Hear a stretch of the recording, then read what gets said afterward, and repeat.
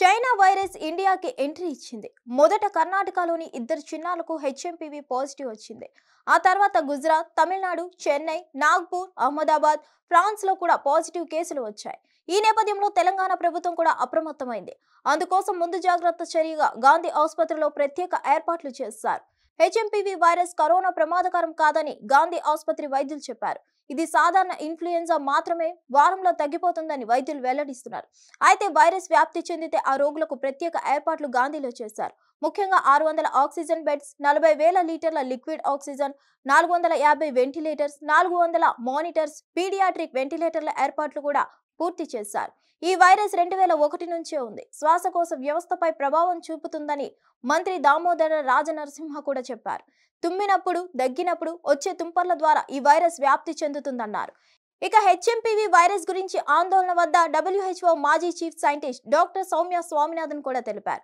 ఈ వైరస్ కొత్తగా వచ్చిందేమీ లేదు, గతంలోనే వచ్చిందన్నారు. జలుబు చేసినప్పుడు కొన్ని ప్రత్యేక జాగ్రత్తలు తీసుకుంటే త్వరగా బయటపడొచ్చన్నారు. కరోనా సమయంలో WHO చీఫ్ సైంటిస్ట్ గా సౌమ్య పనిచేశారు. ఇక గాంధీ ఆసుపత్రిలో కరోనా సమయంలో అన్ని ఏర్పాట్లను చేసి తగిన చికిత్సను అందించారు. ఈ ప్రభుత్వ ఆసుపత్రిని ప్రస్తుతం హెచ్ఎంపీవీ వ్యాప్తి నేపథ్యంలో మరోసారి సిద్ధం చేశారు. తాజా వైరస్ వ్యాప్తి నేపథ్యంలో మరోసారి లాక్డౌన్ విధించే అవకాశం ఉందా అనే సందేహం కలుగుతుంది. సరిగ్గా 5 ఏళ్ల కిందట వినిపించిన పదం, అసలు భారతీయులకు అప్పటి వరకు తెలియని పదం కూడా 2020 మార్చిలో కోవిడ్ వ్యాప్తితో ప్రధాని మోదీ నేరుగా లాక్డౌన్ ప్రకటించారు. దీనిపై ఎన్నో విమర్శలు వచ్చాయి. ముఖ్యంగా వలస కూలీలు నానా ఇబ్బందులు పడ్డారు. కేంద్ర ప్రభుత్వ తీరును తీవ్రంగా ఖండించారు. ఇక సినీ నటుడు సోను సూద్ లాంటి వారు లాక్డౌన్ సమయంలో ఉదారంగా సాయం చేస్తూ హీరో అయిపోయారు.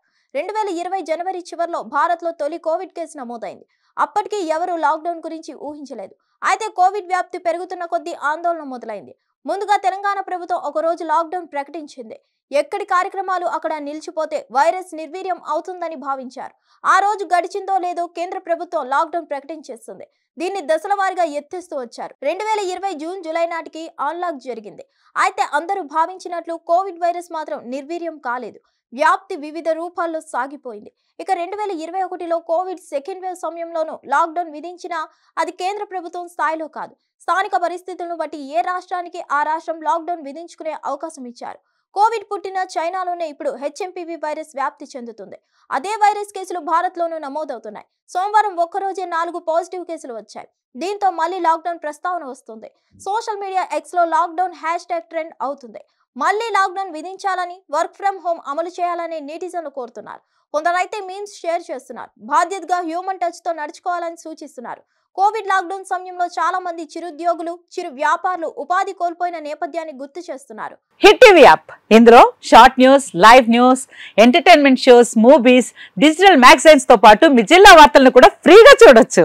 అంతేకాదు కేజీ నుంచి పీజీ వరకు విద్యార్థులకు స్కాలర్షిప్ కూడా అందిస్తున్నాం. ప్రతి వారం 10 మందికి లక్కీ డ్రా ద్వారా ఒక్కొక్కరికి 10,000 రూపాయలు అందిస్తున్నాం.